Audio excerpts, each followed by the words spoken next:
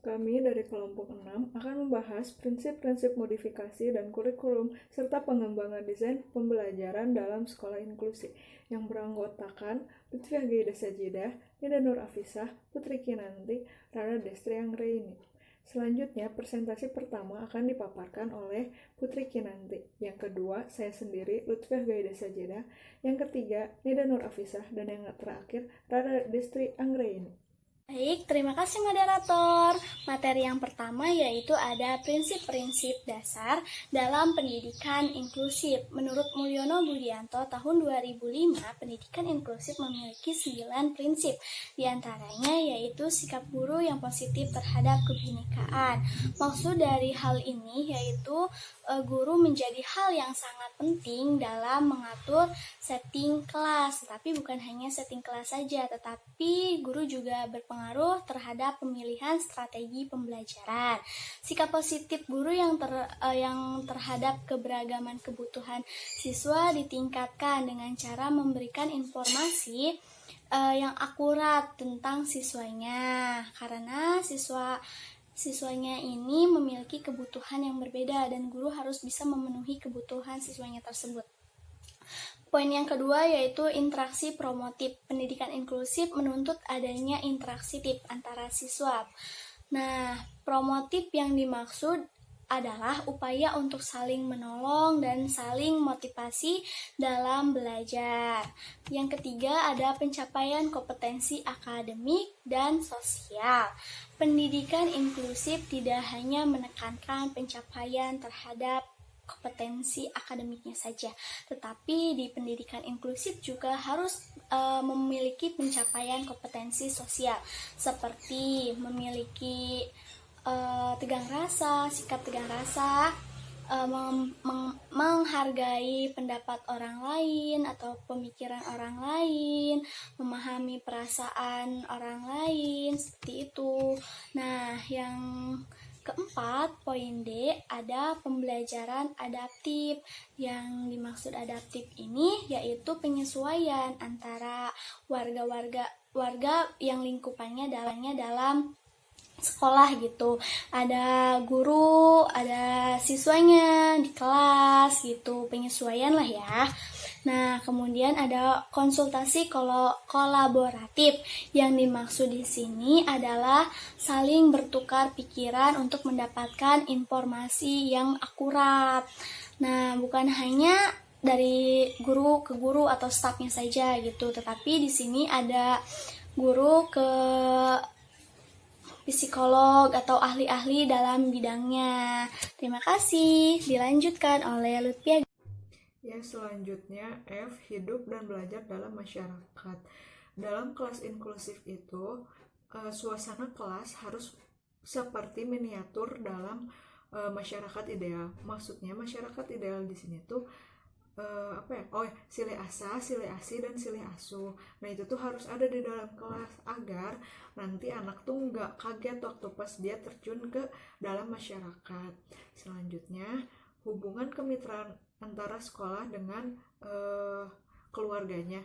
Nah, kan sekolah itu sebagai pondasi awal untuk belajar dan perkembangan anak, ya begitu pula dengan sekolah. Tapi perbedaannya, kalau misalkan di keluarga itu tidak terorganisasi dan tidak terprogram, sedangkan di sekolah itu kan terprogram dan terorganisasi. Jadi di sini harus ada kerjasama antara pihak sekolah dan juga pihak keluarga. Kayak misalkan kayak misalkan kalau di sekolah itu diajarin untuk minta maaf, minta tolong, sama bilang terima kasih. Nah, nanti kalau pertemuan antara guru dan keluarga tuh nanti dibahas kalau misalkan di sekolah itu diajarin untuk minta maaf, minta tolong, dan bilang terima kasih. Jadi pembelajaran di sekolah itu bakalan diterapkan juga di dalam lingkungan rumah atau keluarganya gitu. Terus selanjutnya, belajar dan berpikir independen. Maksudnya, belajar dan berpikir independen itu, di sini anak itu dituntut untuk berpikir kritis dan berpikir independen. Nah, berpikir independen kayak dia tuh punya prinsip pemikirannya sendiri gitu. Kalau misalkan teman-temannya bilang A, si anak itu kayak enggak deh, aku kayaknya nggak mau, aku nggak berpikir itu A gitu loh. Jadi dia punya pemikiran sendiri, nggak ngikut-ngikutin gitu. Terus belajar sepanjang hayat. Belajar sepanjang hayat tuh, belajar di sini tuh nggak selamanya harus belajar matematika, biologi, sejarah, enggak ya, kayak belajar dari pengalaman juga kan itu termasuk belajar. Terus apa ya, pengalaman yang didapat tuh kan pasti membuat anak untuk berpikir lebih kritis gitu. Nggak ini apa namanya, nggak apa ya, ya jadi anak tuh dapat memecahkan masalah yang sedang dia hadapi seperti itu. Bismillahirrahmanirrahim. Kurikulum menurut Undang-Undang Nomor 20 Tahun 2003 adalah seperangkat rencana bahan ajar atau tujuan serta cara yang digunakan sebagai pedoman dalam penyelenggaraan kegiatan pembelajaran untuk mencapai tujuan pendidikan. Modifikasi kurikulum adalah kurikulum reguler yang disesuaikan dengan kebutuhan potensi anak berkebutuhan khusus. Hal ini dilakukan dengan mengalokasikan waktu, materi kurikulum, sarana dan prasarana, lingkungan belajar, proses pembelajaran, serta pengelolaan kelas. Kurikulum pada pendidikan inklusif ini dibagi menjadi 3. Yang pertama adalah kurikulum reguler. Kurikulum ini diberlakukan bagi anak normal dan anak berkebutuhan khusus secara penuh. Yang kedua ada kurikulum reguler dengan modifikasi, yang dimana anak berkebutuhan khusus menggunakan kurikulum yang sama dengan anak yang normal, namun pada kondisi tertentu mereka harus menyesuaikannya sesuai dengan potensi anak berkebutuhan khusus. Yang selanjutnya ada kurikulum PPI, program pembelajaran individual, yang dimana pada kurikulum tersebut anak berkebutuhan khusus dan anak normal memiliki guru dan harus belajar sesuai dengan potensi yang dimiliki setiap individu, sehingga guru harus terus mempunyai bahan ajar yang berbeda walaupun satu tema. Yang selanjutnya, dalam pembelajaran anak berkebutuhan khusus, kurikulumnya dikelompokkan menjadi beberapa. Yang pertama adalah model substitusi atau menyeimbangkan, sehingga anak berkebutuhan khusus dapat seimbang dengan memberlakukan kurikulum yang sama dengan anak yang normal. Selanjutnya, model modifikasi, yang dimana seorang anak berkebutuhan khusus harus menyesuaikan diri dengan siswa yang normal sesuai dengan kebutuhan anak berkebutuhan khusus tersebut. Yang selanjutnya adalah model substitusi atau disebut juga menggantikan model kurikulum yang sudah ada dengan model kurikulum yang lain namun masih sebobot. Yang selanjutnya ada model omisi. Model ini berarti mengganti atau menghilangkan atau menghapus sesuatu yang ada dalam kurikulum umum namun sulit untuk diberlakukan untuk anak berkebutuhan khusus. Perbedaan antara model substitusi dan model omisi terletak pada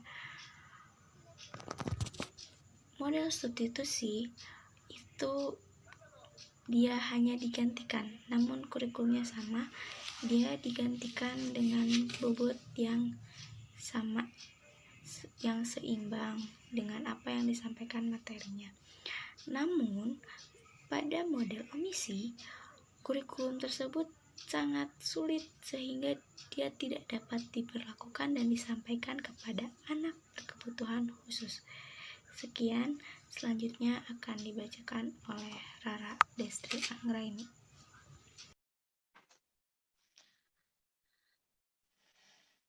Baik, selanjutnya akan saya jelaskan dalam desain pembelajaran. Dalam hasil studi literatur, menurut Gentry dalam Prawiradilaga tahun 2007, desain pembelajaran adalah suatu proses yang merumuskan dan menentukan tujuan pembelajaran, strategi, teknik, dan media agar tujuan umum tercapai.